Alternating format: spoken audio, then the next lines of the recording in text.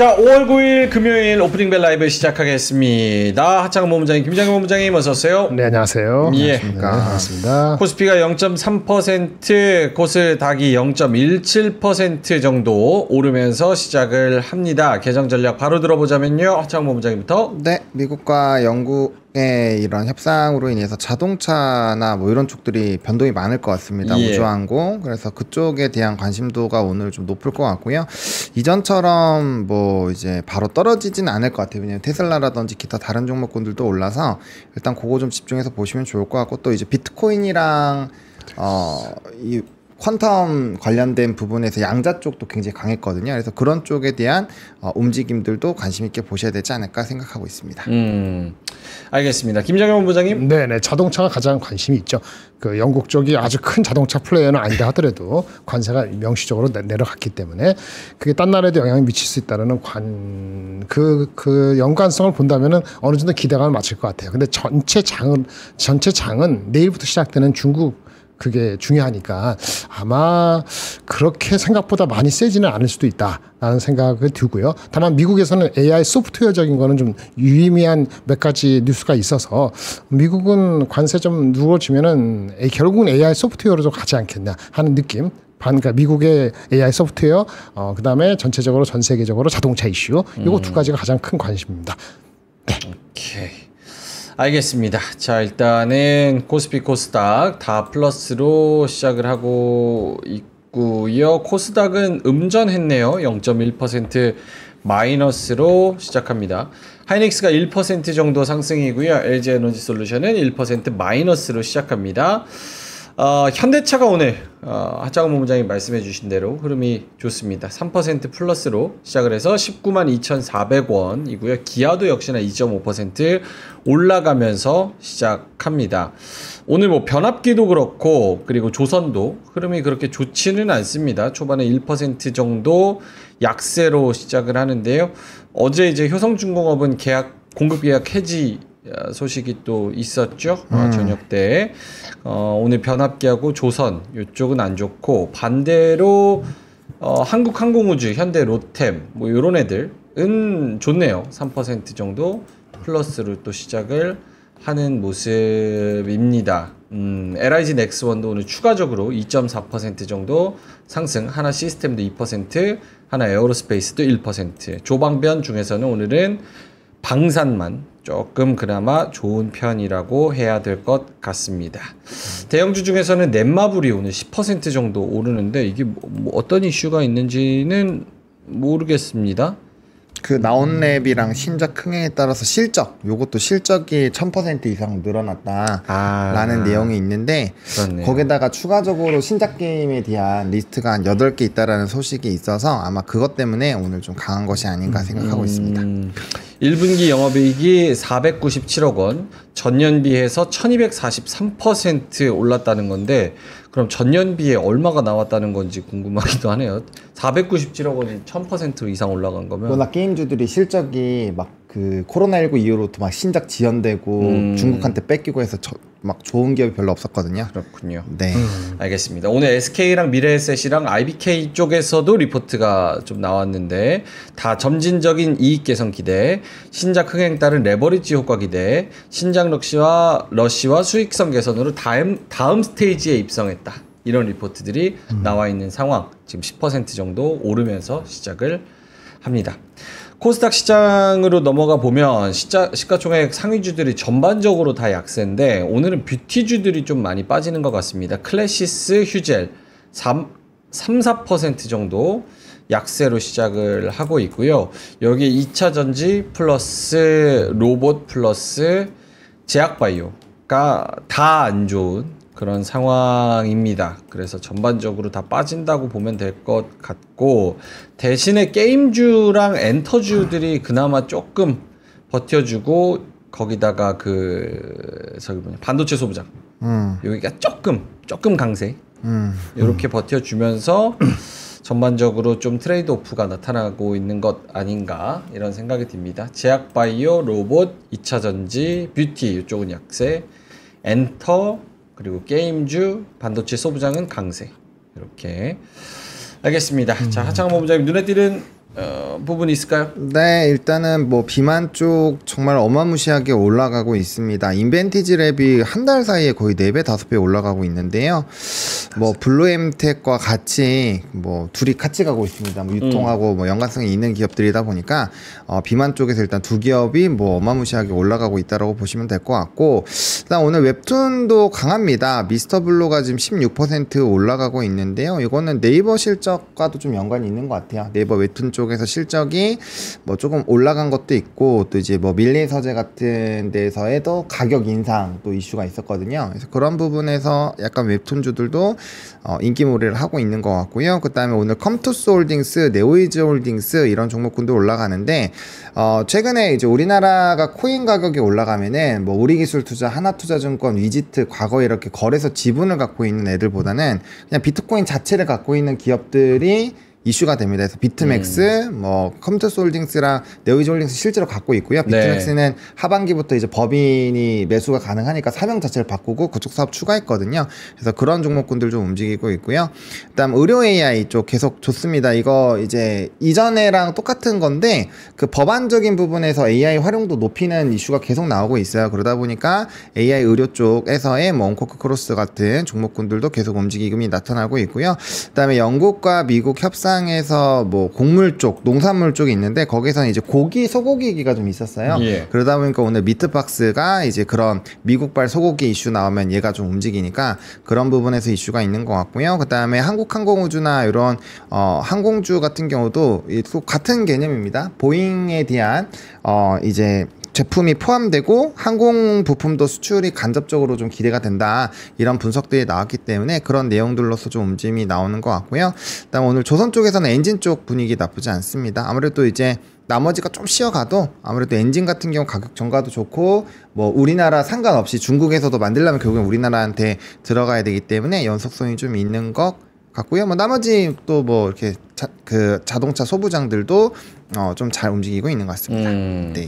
알겠습니다. 김정일 본부장님도 눈에 띄는 부분 있을까요? 오늘 방산이 조금 한 거는 아마도 러시아가 우크라이나하고 협상 있잖아요. 네. 진지하게 임하지 않는다는 지금 비난이 나왔어요. 휴전 협상. 예, 휴전 협상. 그래서 그쪽에 누구죠? 벤센 장관이 아니고 부통령이 네. 너네 그따위로 진지하게 벤스? 안 하면은 벤스니까 벤스. 하여튼 그 부통령이 얘기하기를 너네 이따라면은 우리 중재 안 하겠다. 둘 다 힘들 텐데 그렇게 하는지 두고 보자. 뭐 이런 식으로 제가 막 해석한 겁니다. 그게 얘기하니까 이거 장기화되는 거 아니야 또 이렇게 나오면서 그것도 센티먼트에 영향을 준 것 같고요. 예. 유럽 독일 다시 올라가고 있습니다. 독일이 올라가고 있는데 그 라인 메탈 포함해서 그렇게 중후장대한 거 우리 피어 그룹에 해당하는 거 그 연일 신고가를 가고 있거든요. 그러다 보니까 방산 쪽이 힘을 계속 받는 것 같아요. 그거 연장선상이라고 저는 이제 보고 있습니다. 네. 계속 강세가 될 것 같는 느낌에. 알겠습니다. 고개도 듭니다. 네. 코스피 대형주의 흐름이 오늘 나쁘지 않은데 넷마블이 단연 견인을 하고 있고, 거기에 방산 관련된 종목들, 거기에 자동차 플러스 두산에너빌리티도 같이 껴 있습니다. 요 원전은 어떻게 또 해석을 해야 되는지? 이제 체코 정부가 전일에 법원 제동에도 원전 계약 승인 단 하루도 지연 없다, 이 타이틀로 좀 기사가 나왔거든요. 그래서 어제 클로징벨에서 또 뭐 비슷한 얘기 드리긴 했는데, 이제 이 체코 산업부 그쪽에서의 의지가 제일 중요한 건데 그쪽은 강행한다라는 스탠스를 계속 보여주고 있는데, 이게 이제 오피셜로 또 기사가 나오다 보니까 거기에 따른 기대감이 좀 있다라고 보시면 될 것 같고, 저는 오늘 변압기 쪽도 사실 나쁘지 않을 거라고 생각을 한 게, 오픈 AI가 AI 스타게이트 있잖아요. 그거를 전 세계적으로 확대한다라는 얘기를 했어요. 그래서 지역별로 이제 맞춤형 커스터마이징 챗 GPT를 하는데, 그러려면 인프라 투자가 필요하잖아요. 근데 그런 거를 하게 되면 당연히 에너지원이 추가로 필요할 거고, 전력 인프라가 필요할 거니까 오늘 변압기 쪽도 나쁘지 않을 거라고 생각을 했는데, 오늘 오히려 이제 에너지원 쪽, 뭐 두산 에너빌리티, 하나솔루션 뭐 이런 쪽들이 오히려 조금 더 수급을 받아가고 있는 것 같고요. 그 이유는 아까 말씀해 주신 것처럼 뭐 계약 해지 이슈도 있고 뭐 그렇다 보니까 약간은 좀 차익이 나오는 것 같아요. 최근에 좀 흐름이 좋기도 했고요. 그래서 오늘은 에너지원 쪽으로 좀 쏠리는 것도 영향이 있지 않을까, 그렇게 두 가지 이슈를 묶어서 말씀을 드리겠습니다. 예. 효성중공업 그거 빠지는 게 그 아까 계약 해지된 거 있잖아요. 예. 그 회사 상대방이 워낙 안 좋았어요. 상황이 그 매출이나 뭐 상황이 뭐 5분의 1, 10분의 1 뭐 이렇게 급전직하는 거에서 그게 예견됐다기보다는 그럴 위험성이 있었다고 보여지는 그 회사의 스페시픽한 이슈로 보는 게 더 타당해 보이고 그것 때문에 다른 그 종목이 빠지면은 못 산 사람한테는 기회가 아니겠냐. 아까 지금 말씀하신 오픈 AI도 있었는데 최소한 효성이 빠졌다는 게 버티면 사실은 빠지지 말고 돼야 되는 게 맞다고 좀 보는데 수급도 있으니까 뭐 금방 안 되겠습니다만 바이오 위크니스 찬스까지는 아니더라도 그렇게 볼 수도 있다. 효성중공업도 지속적인 이슈는 아닌 것 같은데 많이 올랐으니까 이렇게 개인적으로는 보여집니다. 요거를 기회에 어떻게 뭐 레버리지나 모멘텀으로 또 활용을 할 수 있는. 그때 현대인덕질 빠지고 다른 게 빠지는 건 말이 안 되는 거지. 알겠습니다. 효성중공업이 덴마크 오스테드와 전력기기 공급 계약 해지. 요게 어제 저녁에 나온 뉴스고요. 금액은 2,912억 원 규모. 이 정도로 알아두면 될 것 같습니다. 1일 시호이님인가요? 아까 1일 시호일님께서 카페24 악재 있나요? 이렇게 물어보셔가지고 코스닥 시장에서 지금 가장 많이 빠지는 게 카페24인데 18.32%. 이거는 저도 궁금하긴 합니다. 1분기 영업이익 어제 저녁에 나왔는데 60억, 전년비 82% 늘었고요. 거래액도 8.7% 늘었는데 오늘 18% 정도 너무 크게 빠지니까 사실은 카페24가 우리가 며칠 전에서부터도 계속 언급을 했지만 플랫폼이 있는 데는 그래도 괜찮다 라고 언급을 했었는데 오늘 크게 빠집니다. 이유가 뭘까요? 요거는 뭐 이제 뭐 그냥 단순히 데이터로만 보면은 좋게 나왔는데 매출액이랑 영업이익이 예상치 대비했을 때 높진 않았어요. 순이익은 높게 나왔는데 매출액이 712억이 나왔거든요. 근데 이게 이제 예상치가 744억 원이었고요. 그러니까 4% 정도 하회한 거죠. 예. 그리고 이제 영업이익 같은 경우도 60억 원이 나왔는데 예상치는 62억이었어요. 그러니까 매출액과 영업이익은 좀 컨센을 하회한 그런 부분이 있었다. 그래서 그런 부분들이 약간 영향을 준 게 아닐까라고 생각을 하고 있습니다. 네, 순이익은 좋아졌는데 맞아. 기대치가 높았으면은 조금만 미스되더라도 빌미를 질 수는 있긴 한데 그래도 좀 많이 빠지긴 합니다. 18%는 뭐 5% 10%가 아니고. 그러게요. 18% 정도 떨어지니까. 그 정도 미스가 그 정도인지는 모르겠지만. 다른 루머가 있나? 루머는 항상 나오는 게 뭐 추가적으로 다른 거 있는지 좀 찾아보겠습니다. 네. 그러게. 그래서 왜 이러는 거임 지금 다들. 저는 사실은 그거 빠지는 것도 중요한데 많이 갖고 계신 것 중에서 어제 실적 좋게 나와서 어제 많이 오른 종목들이 있지 않습니까? 그게 오늘도 연속성 있는지도 와치하실 필요가 있어요. 리포트들이 많이 나왔거든요. 리포트들의 해석을 어떻게 하는지를 좀 보실 필요가 있어요. 근데 얘네가 원래 이제 그쪽 광고하면서 실적 엄청 좋아진다라고 되게 기대가 엄청 돼 있었지 않았었나요? 맞아요. 네, 저는 그래서 실적 컨센 하회는 좀 저는 타격이 크다라고 생각을 해서 아까 그렇게 말씀을 드린 건데 타당하다고 보시는군요. 일단은 좀 지켜봐야 되는 네. 그런 이슈인 것 같고요. 코스피는 0.3 오늘도 추가적으로 한 8포인트 정도 올라서 2587 진짜 2600이 코앞으로 다가온 것 같습니다. 반대로 코스닥은 오늘 카페24도 그렇고 전반적으로 코스닥에 있는 종목들이 다 안 좋기는 하네요. 그렇죠? 그러면서 오늘 한 0.5% 정도 빠지는데 이 엇갈린 흐름은 어떻게 봐야 될까요? 김장현 본부장님? 이제 뭐 관세가 좀 조금 수그러든다고 만약에 가정을 미리 한다면 영국 때문에 얘기하는 겁니다. 영국은 사실은 큰 이슈는 아니라고 봐요. 예. 영국은 영국 주식도 프로핏 테이킹이 나왔거든요. 오히려 다른 지역이 올랐지 영국이 특별히 오른 건 없어요. 그걸 갖고 한국하고 빗대는 거는 조금 과한 것 같고 중국에 대한 기대가 있는 것 같아요. 중국이 결국 관세를 낮춘다고 2주 전에 얘기한 미국이 중국의 관세를 낮춘다고 한 게 50%인데 실질적으로는 원래 백투더 스퀘어 올라 돌아가면 35%거든. 34%. 네. 그러니까 50% 이하까지도 생각을 하기 시작했어요. 그러면 그 관세의 영향을 받아서 좀 두춤두춤했던 그 대형주 저쪽에 그 코스피에 있는 쪽으로 네. 조금 더 편하게 갈 수 있는데 거기에 자동차가 있잖아요. 그렇죠? 예. 그러니까 그쪽에 좀 먼저 간다고 보면은 저쪽이 조금 낫죠. 네. 그렇게 봅니다. 알겠습니다. 스테디원님께서 기아, 현차 왜 오르나요? 이렇게 말씀을 하셔서 정 본부장님 다시 한번 말씀을 해주신다면? 네, 어제 이제 미국과 영국에서 관세에 대한 약간 합의 이슈가 있었는데요. 거기서 제일 크게 영향을 받고 있는 게 이제 자동차 관세라고 보시면 될 것 같습니다. 자동차 같은 경우는 사실 직접적으로 관세에 대해서 좀 영향을 받을까라고 생각을 했을 텐데요. 이게 이제 미국산 자동차 수출 관세가 27.5%에서 10%로 이제 하락을 하니까 뭐 가격 경쟁력이 좀 좋아지고 수출이 좀 잘 되지 않을까라는 기대감이 생기는 거고, 그 다음에 공급망 관련 부분에서도 미국 내 현지 조립 부품에 대해서 뭐 추가적으로 또 수혜를 받을 수 있는 관세가 전반적으로 퍼져 나가는 게 있으니까 거기에 따라서 이제 현대기아도 좀 수혜를 받지 않겠느냐 이런 이슈로 반영을 했다라고 보시면 될 것 같습니다. 네. 여기에 아침에에서도 우리 박병창 이사님께서 잘 설명을 해주셨지만 그 BMW CEO가 트럼프의 자동차 관세는 일시적일 거다 협상을 많이 해봤는데 물밑에서 많은 일들이 일어나고 있다. 그래서 7월부터는 인하될 것이다 라는 전망을 내놨고 프로젝션 자체도 안 내리고 그대로 유지하는 그런 거 보면은 이제 자동차가 그 관세 주요 아이템 중 하나인데 좀 좋은 영향이 있지 않을까 이렇게 생각이 좀 되는 것 같습니다. 방사는 오늘도 강합니다. 카이. 카이가 7.8%. 오늘 또 키움에서 리포트 나왔습니다.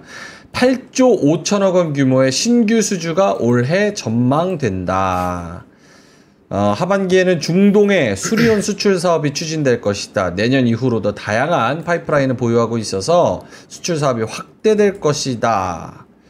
이런 이야기가 있습니다. 카이는 우리 아창 본부장님이 저기 방산 쪽에서도 한번 언급을 해주셨고 아직 좀 더 갈 룸이 있다 이렇게 언급을 해주셨고 오늘 95,600원, 96,000원 요 정도인데 이전 신고가가 98,000원인데 그때 빚 맞고 종가에 마이너스 10%로 떨어졌거든요. 네, 맞아요. 이 트라우마가 만약에 있다면 요 가격에서도 사기가 힘들지 않을까라는 생각이 있기는 한데 어쨌든 네. 어떻게 보는지.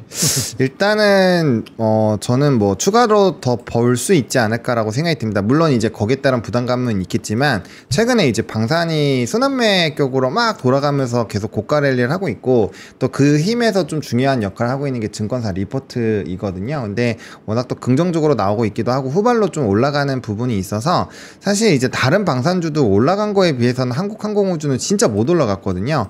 그래서 좀 쫓아가기는 할 것 같고요. 근데 얘도 다음 달 정도부터는 월봉상 부담감이 확 높아지는 구간이에요. 그래서 운영기간 자체를 너무 길게 보기엔 어려울 것 같고 오히려 좀 되게 가파르게 이렇게 올라가도 될까 싶을 정도로 좀 가파르게 쫓아가다가 아마 이제 다 같이 한번 조정이 나오지 않을까. 왜냐면 한 번 정도 쉬어가야 될 타이밍이 오고 있긴 하거든요. 네. 그래서 좀 성급하게 키높이를 맞추고 있으니까 뭐 예를 들어서 이제 전 고점을 돌파하지 못한다면 빠르게 일단 한번 대응을 해주시는 게 좋을 것 같고 뭐 돌파 이후에도 이제 좀 뭐 돌파 구간을 다시 떨어뜨린다 이랬을 때는 기술적인 좀 대응이 필요하지 않을까. 뭐 산업은 좋은데 이쪽이 워낙 막 올라가고 하다 보니까 여기서 만약 순환매가 나오면 거기에서의 좀 부담감이 생길 수밖에 없는 건 항상 염두를 하셔가지고 네. 좀 기민하게 어쨌든 의사결정을 하실 수 있는 분들에 한해서 보셔야 되지 않을까 생각합니다.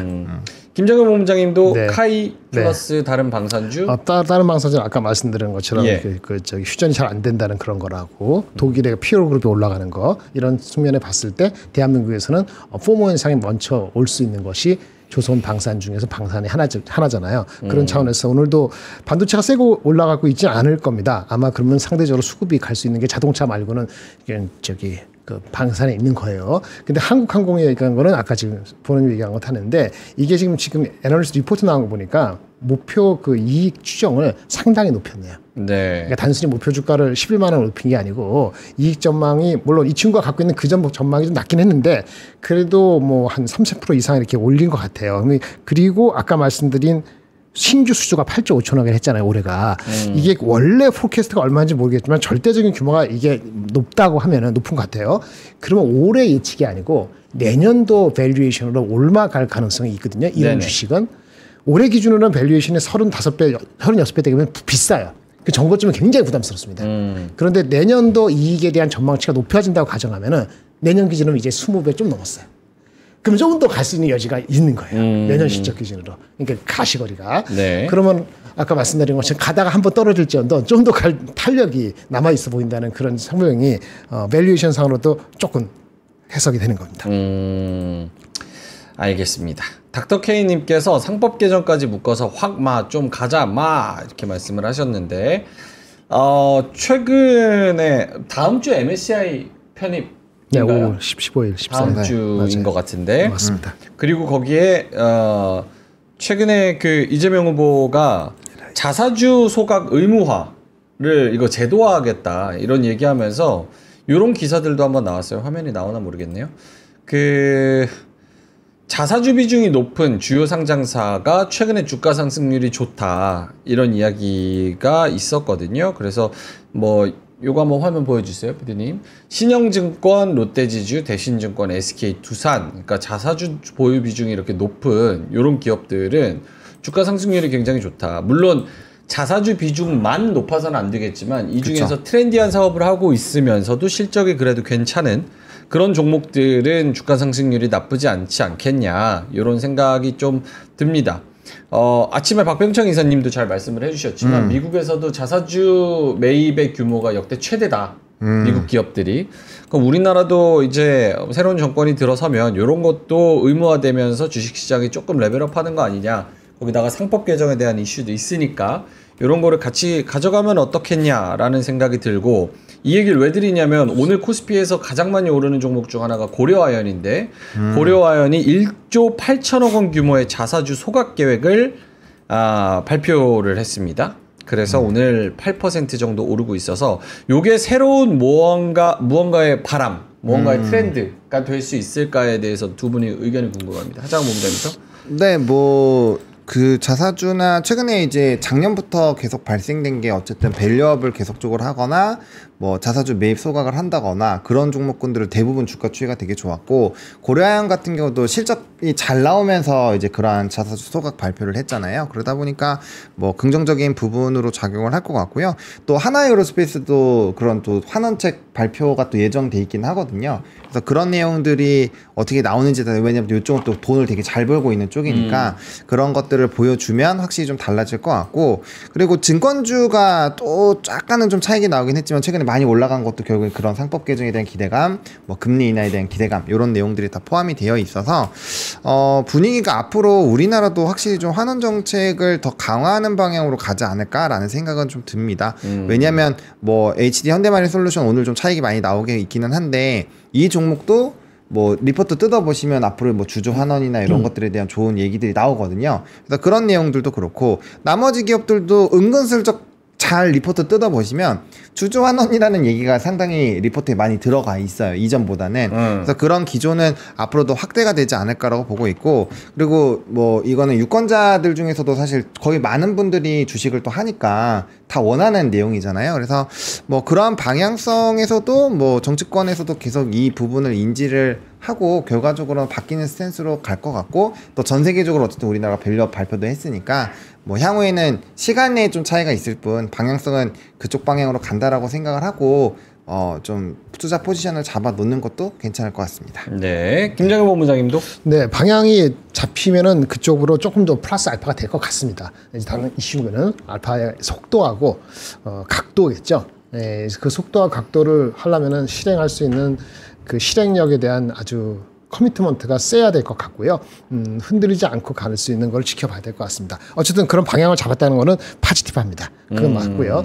다만 이제 조금 이제는 우리가 좀 구분할 거는 아까 뭐 지주사나 이런 쪽은 그 아까 말한 것처럼 여러 가지 중복 상장도 하지 말아야 되고 여러 가지 이슈가 있는데 그리고 그 실질적으로 뭐 성장을 위해서 엄청난 캐펙스 투자를 할 필요가 없는 주식들이 많거든요. 네. 그런데 이제 자사주를 갖고 있는 거는 용도가 애매하잖아요. 그럼 당연히 그렇게 족구하고 해야 되는데 그렇지 않은 투자를 해야 되는 사람은 투자를 제대로 하는 게 중요합니다. 우물쭈물하지 말고 그게 더 크다고 보고요. 처음에는 자사주 뭐 하나서 전반적으로 모든 회사가 자사주를 만약 소각하는 게 핵심인 것 같지만 핵심은 그게 아닌 코어를 더 증진시켜야 되는 쪽에서의 디시전 메이킹을 잘 못하는 그런 어떤 그 경영자가 있다면은 그 회사는 근본적으로 이슈가 되는 겁니다.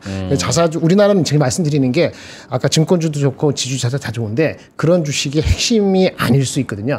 전체적인 장이 0.84, 0.85가 0.92까지 올라가는 데는 그게 도움이 되겠지만 예. 나머지는 핵심 코어 인더스트리에서의 결정을 할 수 있는 그런 경영진의 그 뭔가를 보여주는 것이 중요하다. 그게 더 중요하다고 봅니다. 미국하고는 똑같지는 않거든요. 단계가. 하지만 일본하고 비슷한 게 있기 때문에 지금은 그 스텝으로 가는 거는 right direction. 예. 근데 그것이 모든 게 만병통치는 아니니까 그것도 같이 염두에 주시면 좋겠습니다. 알겠습니다. 자, 오늘도 비만 치료제는 좋네요. 블루엠텍이 18.80%. 그렇죠? 맞습니다. 블루엠텍. APR은 4% 정도 오릅니다. 이게 뷰티가 전반적으로 다 안 좋은 게 아닌 건가요? LPR은요 실적이 나오고 리포트가 나왔는데 극찬 일색인데 제가 읽어봤거든요. 예. 이유가 됩니다. 네. 시장에서 얘기한 1조하고 1조 매출의 영업이 한 1,700억 정도, 1,800억 정도 예측했는데 그걸 훨씬 뛰어넘을 것 같아요. 그래서 내년도 실적이나 그 다음 해 밸류에 따지면 아직도 갈룸이 있다. 물론 각도가 높기 때문에 아마 10만 원 정도에서 왔다 갔다 할 것 같지만은 트림할 수도 있고요. 많이 올랐으니까. 근데 방향성은 얘네가 그 온라인으로 하는 거잖아요. 예. 근데 오프라인 진출이 본격화되는 게 하반기거든요. 미국이건 뭐 또 그 일본도 입점하는 것도 트렌드가 아직 남아 있어요. 그래서 1분기가 워낙 좋아서 2분기가 약간 주춤할 수는 있을지언정 방향은 하반기까지 이어진다고 본다면은 신규 진입이 주가가 빠지면 내려올 가능성이 들어올 가능성이 꽤 높아서 아마 상당히 좀 좋은 흐름으로 전체 흐름은 잡힌 거 아니겠냐. 제 개인적인 생각입니다는. 그래서 그런 식으로 리포트 나온 거에 저는 동감을 합니다. 알겠습니다. 자, 그러면 9시 26분 지나가고 있고요. 두 분 오늘 지금 초반장 뭐 코멘트로 좀 정리를 해보자면은 어떻습니까? 하창 본부장님? 저는 약간 아쉬운 것 같아요. 왜냐하면 아쉽다. 관세에 대한 부분이 좀 많이 가시화가 어느 정도는 된 거고 또 추가적으로 이제 뭐 중국이랑 만나서 얘기한다 뭐 이런 기대감들도 높아지고 트럼프 대통령도 어쨌든 SNS에서 계속 이렇게 뭔가 로켓처럼 올라갈 거다 막 이런 얘기도 하면서 했는데 별 반응이 없는 거 보면은 이제 슬슬 그쪽에 대해서 약발이 좀 많이 떨어진 게 아닌가 라는 생각이 들고 이게 워낙 많이 바뀌니까 진짜로 뭔가 이렇게 결과값이 확실하게 나와서 이게 데이터로 좀 반영이 돼야지 그게 될 것 같아요. 그래서 그런 거 치고는 조금은 아쉽다라는 생각이 들고요. 뭐 물론 가는 종목군들 계속 가고 하는데 뭐 이제 제가 기대했었던 건 이렇게 되면은 뭐 제 예상보다 훨씬 더 지수가 좀 많이 올라가지 않을까 싶었는데 뭐 수급도 좀 매가리가 없고 그러게요. 네, 그런 부분에서는 좀 아쉬운 부분이 있다 네, 라고 생각합니다. 그나마 다행인 건 외국인이 오늘은 뭐 매도를 세게 치지 않고 있다는 점은 그나마 그런데 그러면 지수가 올라야 되는데 그러니까요. 이게 뭐 외국인이 사면은 기관이 팔고 또 기관이 사면 외국인이 줄창 팔고 그 안에서 개인은 또 트레이딩하고 이러니까 그래도 지수가 야금야금 오르기는 합니다. 네. 2580이면 2200대 생각해보면 그렇죠. 엄청 많이 올랐죠. 올라온 거죠. 근데 그래도 아직 뭐 갈증이 있는 거죠. 김장현 본부장님도 9시 18분 초반장 코멘트. 제가 아까 시작할 때 세지 않을 것 같다고 말씀드렸잖아요. 네. 런던 그 영국 한 거는 우리랑 관계 없다는 게 아니고 기분은 좋았는데 우리랑 직접적인 건 없고 자동차만 영향이 있다. 정확히 때문에 자동차만 영향이 있는 거예요. 그 다음에 아까 말씀드릴 때 어저께 실적 잘 나오고 리포트 잘 나온 거 있잖아요. 지속성을 봐야 된다. 두 가지만 객관적으로 봐야 되는 거거든요. 중국은 아직 시작 안 했고요. 그렇죠. 그러니까 중국이 시작하는 거를 하기에는 이미 많은 사람들이 중국에 대한 기대치를 아까 하고 있다고 말씀드렸잖아요. 50% 정도 관세 안 내리거나 초반에 이제 하드볼을 날리면 강력히 나오면 주가 다시 빠질 수 있어요. 전 세계적으로. 그럼 펀더멘털로 가면 미국은 뭐죠? AI 소프트웨어. 그다음에 그 유럽 같은 경우는 라인 메탈처럼 그 방산 그거는 확실하잖아요. 관세랑 관계 없는 거. 예. 그렇게 보면은 그럼 대한민국은 뭐냐 이거죠.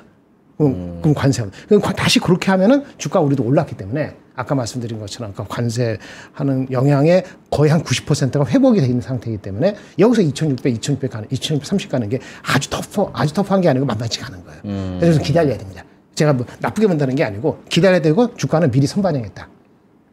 그렇죠? 네, 이렇게 말씀. 가시고기 추억님께서 미국 난리쳐도 1% 올랐으니 실망이라 봐야죠. 이렇게 말씀을 해 주셨습니다. 나스닥이 1% 올랐나요? 그렇죠? 네, 반도체 1%. 1% 정도. 근데 거기 다우 같은 힘이잖아. 경우는 빠졌어. 이게 뭐냐면 전강 후약이었다고. 뭔 얘기인지 아시겠죠? 네. 그러니까 이제 우리가 미국이 1% 오른 게 아니고 미국은 전강 후약이기 때문에 0.78% 오른 거고 그다음에 EWI 우리 그 ETF는 마이너스 됐거든요. 다만 시작할 때 플러스였기 때문에 플러스는 갈 것 같은데 플러스의 강도가 세기에는 삼성하이닉스가 많이 올라야 돼요. 근데 반도체가 오른 것이 사실은 반도체가 올랐다고 하는 게 아니고 소프트웨어가 올랐다니까요. 팔란티어 8% 오르고 뭐 이상하게 마이크로소프트 1.1% 올랐지 예. 반도체 전반적인 게 세지는 않았단 말이에요. 그럼 우리가 거기서 약간 아쉽다는 거를 제가 좀 봤다고 보는 거기 때문에 물론 오후에 다시 올라갈 수도 있지만은 그래서 조금 결이 약간은 다른 겁니다. 예. 그렇게 느껴집니다. 그게 아쉬운 거죠. 알겠습니다. 오늘 장은 지금 초반장은 조금 아쉽네요. 근데 이러다가 또 이따가 10시, 11시, 2시 요때 또 수급이 또 변하면서 시장이 또 반등하면서 힘을 받을 수 있으니까 지금을 또 기회로 노려보실 수도 있을 것 같고요. 일단은 지금 초반장은 조금 오늘 금요일까지 약간 연휴 느낌이에요. 느낌은. 맞습니다. 오늘 이번 주 3일이니까. 아시아 전반적으로 다 연휴니까 진짜 사람 어마어마하게 많습니다. 어딜 가든 진짜. 공항 진짜 미어 터진다고 들었어요. 그렇진 않던데. 공항에 미어 저 유심 바꿨어요. 가서. 유심 바꿨어요? 얼마나 기다렸어요? 유심 10분? 어? 10분 바꾸면 3시간 걸린다 그러던데? 네, 뭐 1시간 5분 기다렸어. 5분. 구라였구나. 근데 첫날만 그랬나?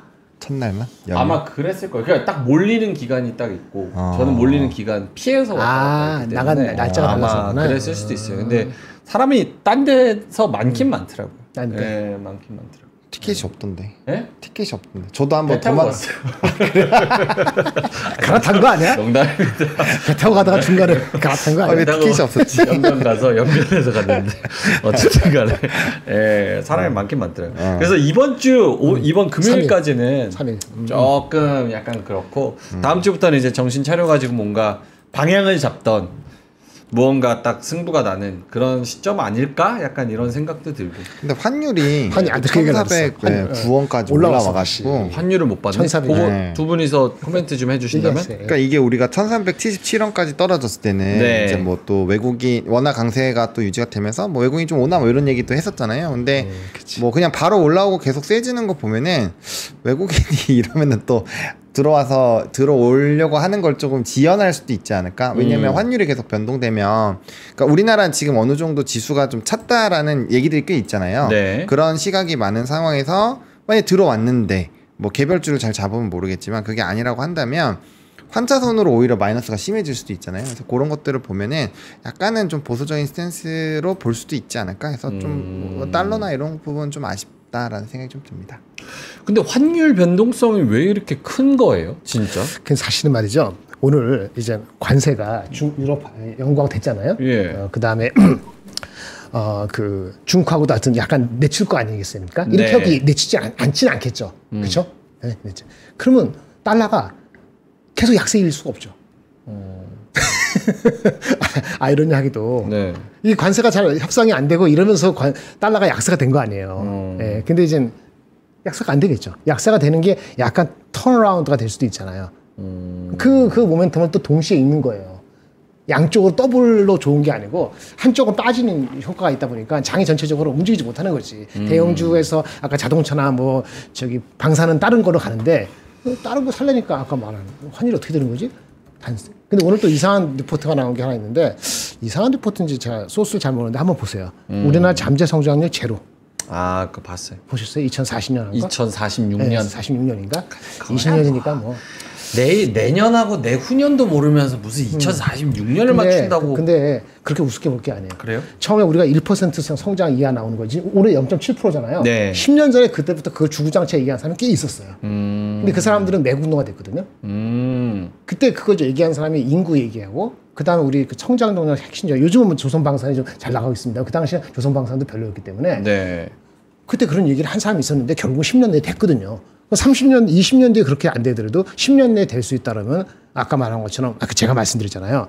그 뭐 이렇게 자사주 좋고 다 좋은데 근본적인 코어를 높일 수 있는 거는 그거 말고 또 있어야 되거든요. 네, 그렇게 따지면 나중에 환율이 안정화된다고 합시다. 달러가 무자비하게 내려가지 않은 거예요. 그러면 진짜 1,400이 딱 버티고 있으면은 대한민국 펀더멘털적으로 얘기하게 돼 있거든요. 뭐 ROE만 중요한 게 아닐 수 있기 때문에 그러면은 그게 빌미가 될 소진이 있습니다. 그렇죠. 이것도 영향이 있지 않을까요? 외환보유고가 네. 엄청나게 많이 줄었잖아요. 4월에는 50억 불이나 증발을 했다라고 하는데 이게 순위도 10위까지 뚝 떨어졌대요. 이렇게 되면은 사실상 뭔가 환율에 대한 방어력 자체가 떨어졌다고 볼 수 있으니까 이제 조금 더 뭐 예를 들면은 우리가 보유고가 많으면 환율이 막 이렇게 급등락을 하면 우리가 막 어떻게 뭐 사든 팔든 해가지고 이게 조정이 가능한데 보유고 자체가 없으면 이것 자체가 좀 뭔가 대응하기 어려울 수 있으니까 요것도 저는 좀 큰 영향을 주는 것이 아닐까 생각을 하고 있습니다. 그것도 센트에 안 좋습니다. 네, 369, 12는 또 분기별로 또 나오니까. 네, 또 잠가놔야 되는 것도 있고 하니까 그래서 좀 조절을 하기 어려운 상황이니까 환율이 이렇게 널뛰게 하는 게 아닐까. 이게 딴 얘기인데 그 이재명 캠프 이재명 후보 캠프에 김현종 씨라고 계세요. 알죠. 그 통상 예전에 그 백악관 갔잖아요. 예, 그것도 영향이 있을 수 있다고 봅니다. 그 의도는 굉장히 좋은 거예요. 의도 굉장히 좋다고 좀 이상하다. 좋을 수도 있게 해석할 수도 있어요. 다음 정권에 대한 자신감이 묻어 있기도 하고 그걸 하겠다는 건데 이렇게 생각해 보세요. 이거 왔어요. 지금 아직 대통령 된 거 아니잖아요. 그렇죠. 예, 그런데 왔어요. 근데 자기 인맥 갖고 간 거죠. 대사관 필요 없고 외교관 필요 없고 간 거잖아요. 그럼 미국 입장에서 어떻게 생각할까요? 그러니까 지금 협상을 늦춰달라는 거잖아요. 네. 협상을 늦춰줘서 우리한테 선물을 줄까요? 나중에 질질한 다음에 더 힘들게 할까요? 그리고 지금부터 6월까지는 협상이 진행이 7월까지뿐만 아니고 대통령 되고 나서 6월 3일 되면 한 달, 두 달 준비가 필요하잖아요. 그러니까 한 8월달쯤 하겠다는 얘기인데 그럼 그때까지 언서튼티가 계속 남아있는 거죠. 그때까지 일본하고 인도하고 다른 거 다 할 수도 있잖아요. 그러면 그 생각을 가지면 대한민국에 대해서도 그 협상 과정에서가 우리가 불리하다는 게 아니고 언서튼티 기간이 길어질 수 있다. 이렇게 생각할 수도 있습니다.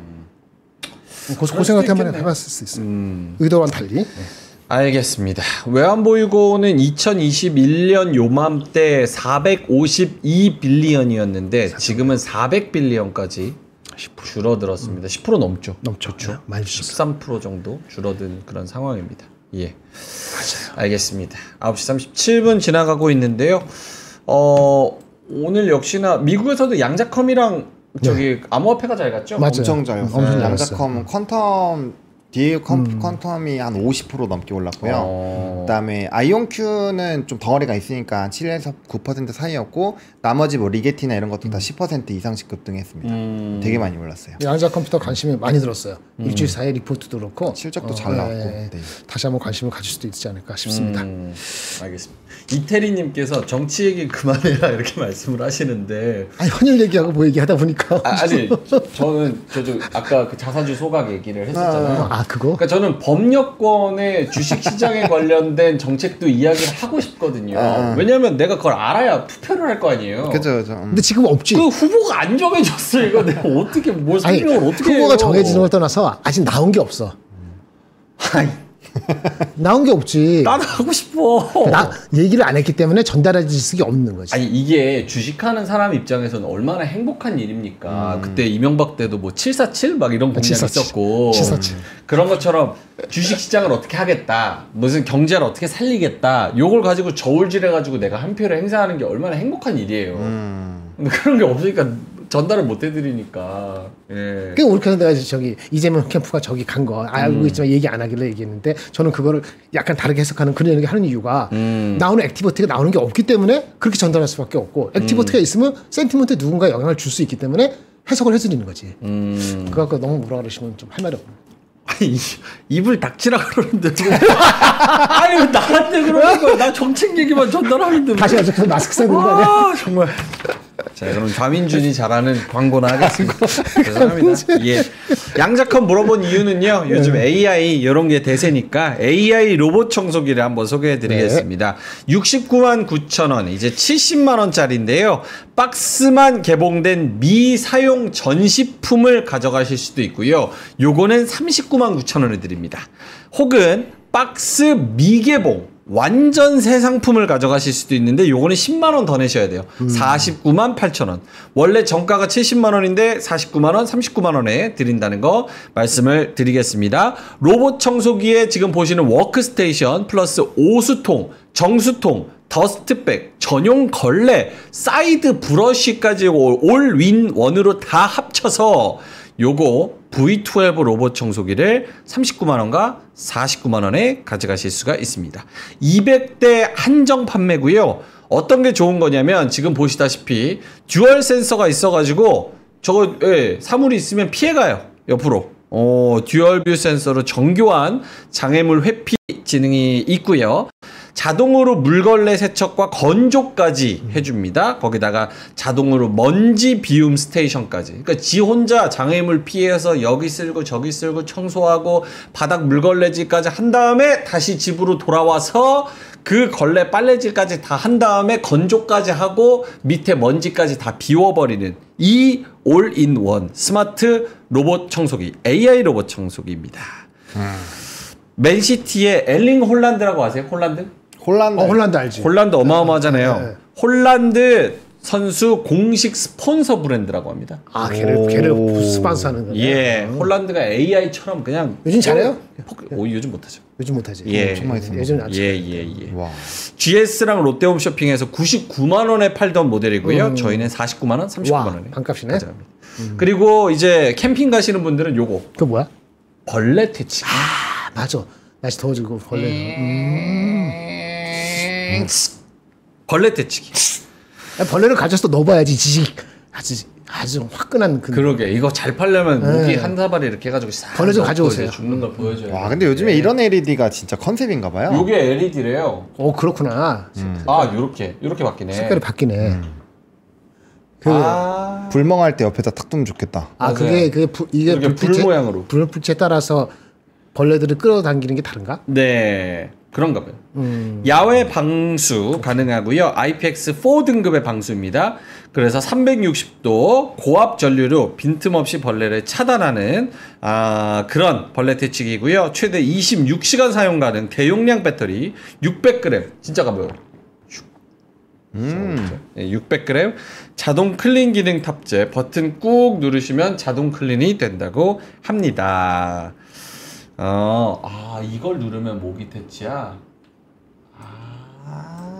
그래요. 이 버튼을 누르면 모기 퇴치구나. 아, 이거 모기가 그려져 있네. 네네네. 모기 버튼 퇴치 모드라고 그래요.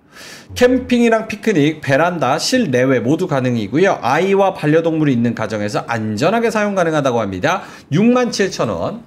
자, 고정 댓글에 저희가 링크 달아드렸으니까요. 채팅창에 링크, 그리고 다시 보기엔 더보기에 링크 들어가시면 됩니다. 자, 그럼 또 3,000명 나갔다 그러네. 또 12,000명에서 11,500 됐는데 어떻게 3,000명입니까? 한민국님. 과장이 심하시네. 그거 하나씩 더 붙이시네. 알겠습니다. 자, 그러면은 두 분의 자료 이제 보면서 조금 공부하면서 시장 다시 한번 보죠. 김정현 본부장님 자료 먼저. 네, 이거 하나. 짧은 거 하나만. 그럼요. 예. 캐주얼한 거, 재밌는 거. 오늘 금요일이니까. 그래요? 재밌게 그럼 가야죠. 안 되겠네. 장도 재미없고, 재미없는 뭐 사기도 애매하고. 재미없는 거 하려고 했더니. 재밌는 거 해주세요. 재밌는 거. 재밌는 거? 예. 어이씨, 재밌는 거 없는데. 아니면 어떡하지? 고르실 동안 갔다 올까요? 갔다 오는데 재미없어요. 재밌게 해줘야죠. 갑자기 알았어.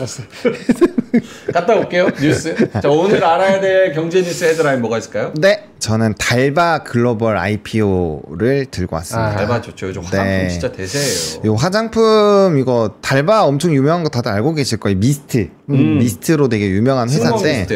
네, 맞아요. 근데 요게 이제 9일부터 12일까지 일반 투자자 대상으로 청약을 시작을 하는데 경쟁률이 1141대 1이래요. 엄청납니다. 인기가 엄청 많을 것 같고 또 22일 상장이니까 제가 봤을 땐 이 이슈가 피부 미용 의료 그다음 화장품에 대한 랠리를 여기까지 좀 끌고 갈 수 있지 않을까라고 보고 있고 그다음에 만약에 요게 또 이제 IPO에서 막 따따상 가버린다 그러면 또 이제 관련된 종목군들도 막 이렇게 움직이지 않을까 생각을 하거든요. 그래서 요즘에 또 마스크도 은근슬쩍 많이 사간대요. 그러니까 이거를 왜 들고 왔냐면 그 요즘에 관광 그 코스 안에 대형마트가 있는 거 아세요? 관광 코스 안에 대형마트? 대형마트. 그래요? 그러니까 우리가 그 이제 일본 같은 데 가면 돈키호테 가서 막 쓸어 가잖아요. 그런 것처럼 요즘에 대형마트를 가가지고 대형마트 간다고? 라면이랑 그 이거 뭐야 마스크팩이랑 이런 것들을 엄청 쓸어 간대요. 그래요? 과자랑. 네, 그래서 그게 그렇구나. 코스 안에 있대요. 네, 이 들어가서 코스 안에? 지금 엄청 막 잘 팔리고 있다고 하더라고요. 기사가 나와 있거든요. 그래서 그런 것까지 본다라고 한다면 이런 이제 글로벌 IPO 같은 경우도 우리 눈에 막 보이고 하니까 확실히 조금 플러스 알파 요인이 될 수 있지 않을까. 그래서 이게 수급의 일부 블랙홀 될 수도 있고 또 특정 산업군들에 대해서 되게 좋게 흐름을 만들어낼 수 있으니까 이거는 5월 달에 어쨌든 좀 중요한 부분으로 봐야 되지 5월 않을까. 말 정도에 아마 상장되는 것 같은데. 네, 5월 22일에 상장 예정입니다. 네. 저번에 제가 소개시켰던 그 주식인데 밸류에이션 들어오는 게 싸요. 가격 싸요. 15배 PER 안 되는 거거든요. 네. 그래서 장에서 거래되는 게 아마 지금 그 공모가보다 훨씬 높을 겁니다. 그래서 아마 이게 상당히 그렇게 될 가능성이 높죠. 보시면 대신에 주의해야 되는 거는 뭐 그때도 말씀드리겠지만 상장 시에 유통 물량이 많아요. 네. 첫날에 32.7%고 맞네. 한 달 사이에 55%인데 근데 이게 무조건 많다고 나쁜 건 아니에요. 이전에도 상장했었던 기업 중에서 당일에 뭐 상장 풀리는 게 70%인데 오히려 네. 그다음부터 쭉쭉 갔거든요. 그러니까 물량 부담이 없으니까. 그래서 이게 처음에만 소화가 잘 되면 일단 가격이 싸니까 소화가 될 확률이 높고 그렇게 됐을 때는 오히려 좀 더 슈팅이 나올 수 있는 좋은 근거가 될 수 있으니까 한번 공부해 보시면은 좋을 것 같습니다. 네. 9일부터니까요. 네. 관심 많은 것 같더라고요. 그리고요? 그리고 이제 비트코인이 10만 달러 선을 회복을 했습니다. 이게 이제 가격이 되게 많이 올랐고 이더리움 두 자릿수 이상 급등하고 막 난리 났었거든요. 그래서 확실히 이게 이제 곡소리 나고 안 좋을 때 사는 게 진짜 국룰이라고 얘기가 나올 수밖에 없는 게 코인도 한참 동안 막 얘기 없었잖아요. 근데 은근슬쩍 다 올라오고 뭐 스트레티지도 다 올라와 있고 뭐 비토 같은 것도 다 올라와 있고 그러거든요. 그래서 확실히 이 코인 쪽이나 이런 쪽 좀 주요 자산이 많이 들어가 있는 이런 종목군들은 계속적으로 좀 관심을 가져봐야 되지 않을까 진짜 생각을. 기사 나올 때 팔고 아무도 얘기 안 할 때 사고 이러면 맞아요. 그냥 그게- 수익 나는 거예요. 그게 이제 그렇지. 엇박으로 하는 건데 네. 분위기 되게 좋은 것 같고 그 다음에 이제 가덕도 신공항 이것도 저는 이슈가 좀 되지 않을까 싶긴 한데 그 현대건설에서 안 한다고 했어요. 그래서 이제 다시 해야 되는데 재입찰이 쉽지 않을 것이다 라는 얘기가 지배적입니다. 그래서 요거 또 이제 테마적으로 많이 움직이고 했었을 텐데 어쨌든 요거 관련된 종목군들이 아마 변동성이 나오지 않을까 생각을 합니다. 네, 알겠습니다. 자, 이렇게 뉴스 몇 개 알아봤고요. 김정일 본부장님은 저 반도체 이야기 해달라는 분들이 꽤 있네요. 반도체 무슨 얘기를 해줘요? 뭐 하이닉스 얘기나 그리고 오늘 파크 시스템즈나 막 이런 애들도 사실은 어저께 실적 잘 나와서 잘 올라. 오늘 또 빠지진 않을 것 같은데. 주성, 파크 시스템즈 네. 뭐 이런 종목들 팍시스템들은 1.3%. 네네. 실적이 잘 나왔잖아요. 근데 어저께 잠깐 말씀드렸는데 그 내용이 좋아요. 1분기가 비수기거든요. 근데 비수기인데 잘 나왔다? 그리고 수주 받은 것도 괜찮고 내용이 괜찮아요. 다만 1분기가 워낙 좋아서 2분기에 약간 어떨지 모르겠는데 전체적으로 괜찮습니다. 괜찮고 저 실적 중에서 인텔향으로 나가는 게 있거든요. 인텔향이 좀 가시적으로 찍혔어요.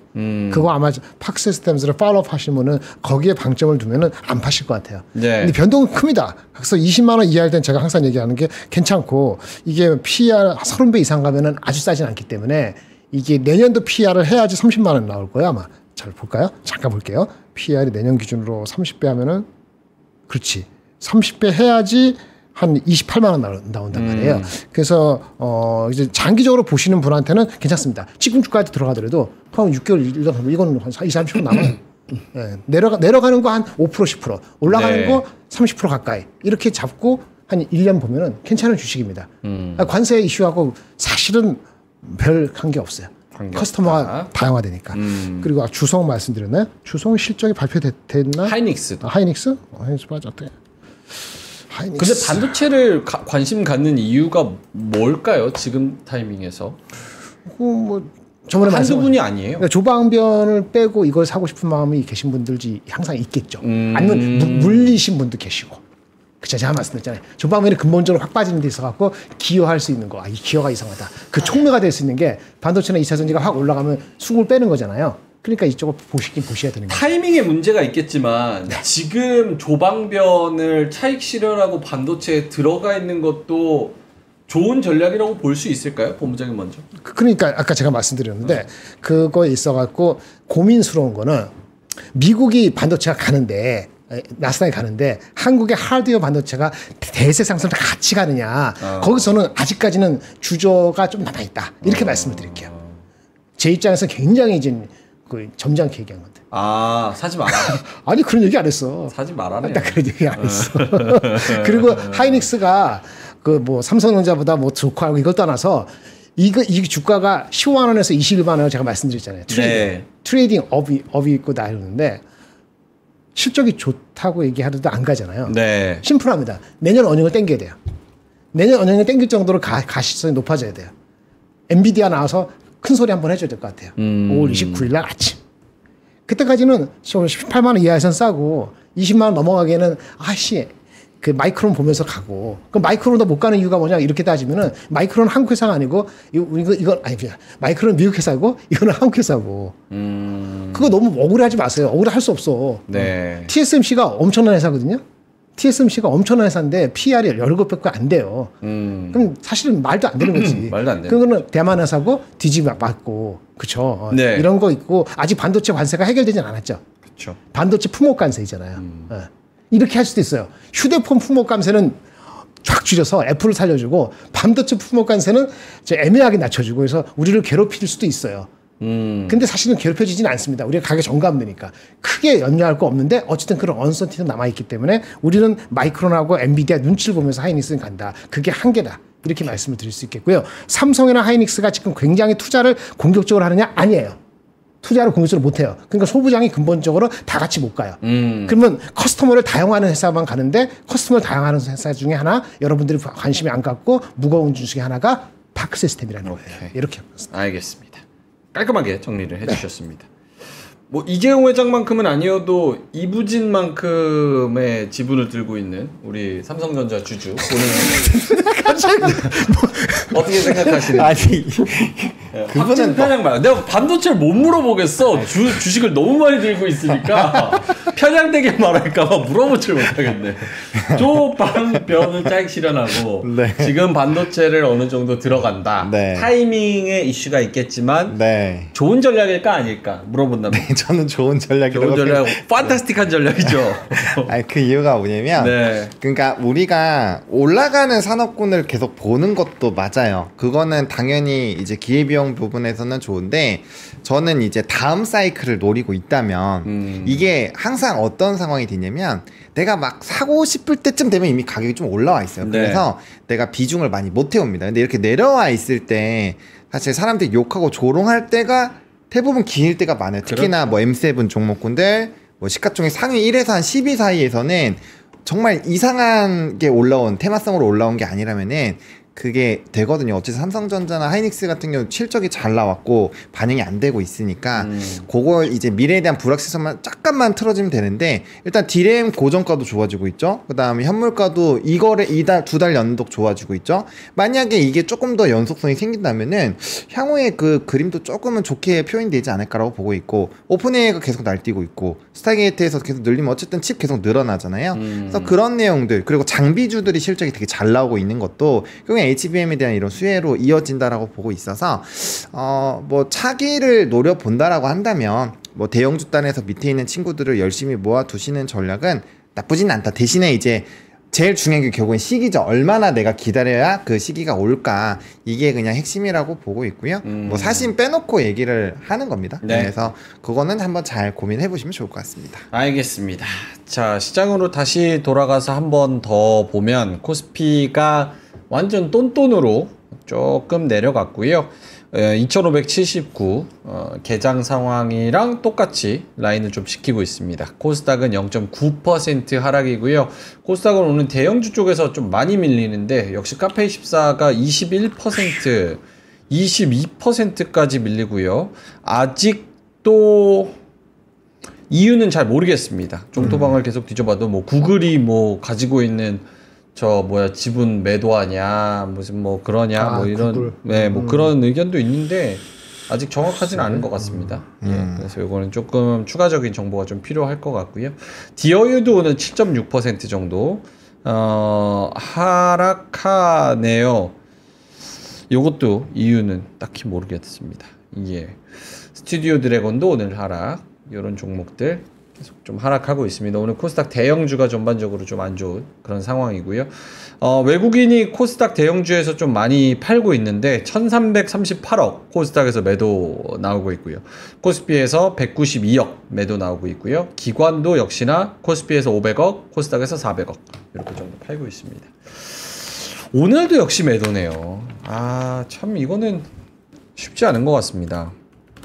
사실 우리 시장 모르겠네요. 이전보다는 나은 것 같은데 계속 지금 말씀드렸지만 지난 8월부터 4월까지 외국인이 판 금액이 한 40조 정도 되니까 잠깐 사다가 다시 파는 거지 지금. 그러니까 한 달에.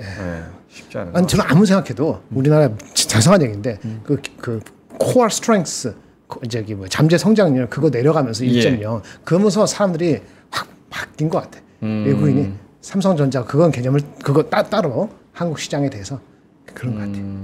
그래서 그거 회복할 수 있는 근본적인 처방이 나오기 안까지는 쉽게 돌아올 것 같지가 않습니다.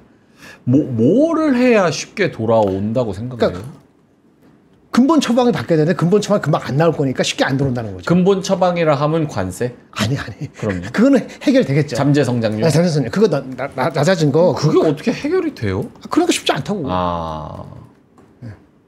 그거 쉽지 않다고. 오케이. 그거 하려면은 아까 말한 것처럼 그 자동차 똑같은 관세에서도 현대차가 계속 전기차고 잘 나가고 삼성하이닉스가 잘 나가고 그러니까 APR도 좋고 LIG도 좋고 다 좋은데 그거 말고 큰 것들이잖아요. 그거 하면서 수출이 다시 원복해야 돼요.